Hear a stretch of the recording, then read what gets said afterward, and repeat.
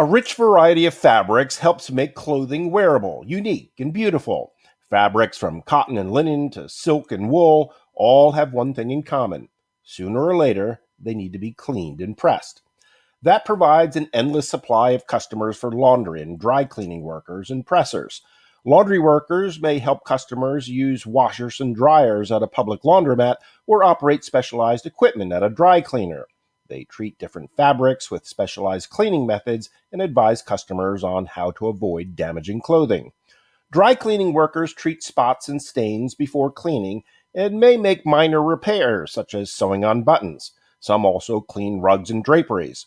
Pressers operate steam press machines or hand irons to remove wrinkles from clothing or flatwork items. They steam and stretch items by hand to return them to their original measurements and finish pleating and other garments such as costumes and evening gowns. These are physical jobs. Laundry and dry cleaning workers and pressers are on their feet most of the time and do a lot of bending, lifting, and carrying. Work environments may be noisy, odorous, and hot, while chemicals used in dry cleaning are often harsh.